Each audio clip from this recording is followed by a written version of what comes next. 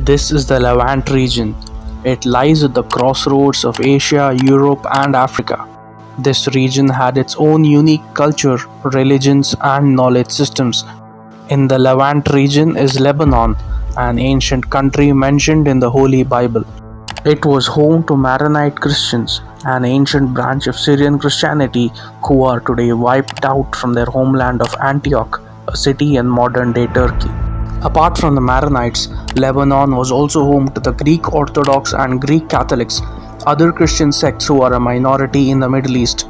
After World War I and the dissolution of the Ottoman Empire, the combined territory of Lebanon and Syria became a French protectorate. In 1926, the Maronite religious head at the time had said that the original idea that served as a basis for the establishment of the Lebanese state was to make it into a refuge for all the Christians of the Orient. In 1943, the former French Mandate of Syria was divided into two independent countries, a Christian majority Lebanon and a Muslim majority Syria. Lebanon took the path of democracy while Syria was controlled by a dictatorship. In the interest of religious and communal harmony, Lebanon announced an unwritten power-sharing agreement called the National Pact. After rounds of negotiations, the major sects in Lebanon divided up spheres of influence in the country.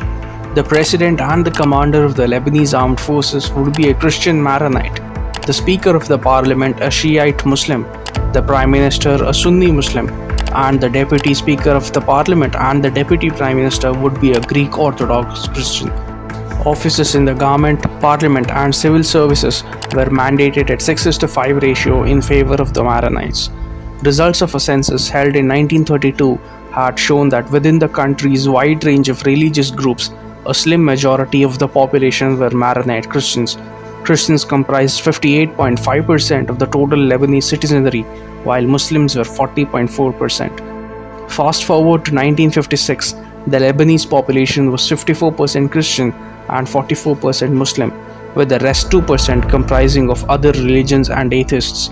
The Christian population had dropped slightly in 24 years. And then came an influx of Palestinian refugees in 1967, which tipped the demography in favor of the Muslim population. While Christians were the majority in Lebanon, the truth was that the country had just a few lakh Christians while it was surrounded by Islamic countries. Muslims were depicted as the oppressed to generate global sympathy, and Christians were portrayed as the oppressor. Those who claimed to be leftists acted as foot soldiers for the Muslim minority, while the hapless majority Christians became inevitably right-leaning. The so-called leftists even infiltrated Lebanon's democratic institutions. The burgeoning Muslim population took city after city and completely Islamized them. And once their population hit 44%, a full-blown civil war broke out in 1975. Christians were specifically targeted in military strikes and terrorist attacks by the so-called leftist militias, comprising of soldiers from the minority community. Yet the Christian majority was left isolated militarily, geographically, and ideologically, with the world media still portraying them as aggressors. On the other hand, the Muslims had the support of all Islamic countries, with the Muslim majority neighbor Syria supplying arms, terrorists, and more Muslim refugees to further tilt the demographic balance. In essence, a humanitarian crisis involving war and a refugee crisis was used to alter the demography of Lebanon. By the time the civil war came to an end in 1991, the Muslims became a majority and Christians were reduced to a minuscule minority. The Lebanon episode holds several key lessons for India. The socio-political and religious conditions are eerily similar. Like Lebanon before the civil war, India is a multicultural and democratic nation today, but our country is flanked by Islamic neighbors.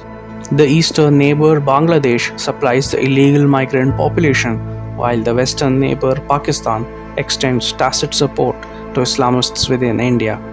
Leftists in India align themselves with the minority, who often play the victim card.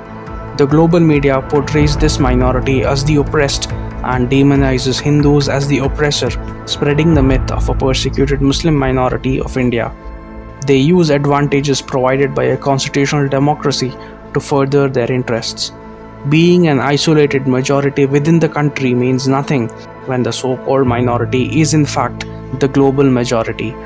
Will India too meet the same fate as Lebanon? only time will tell.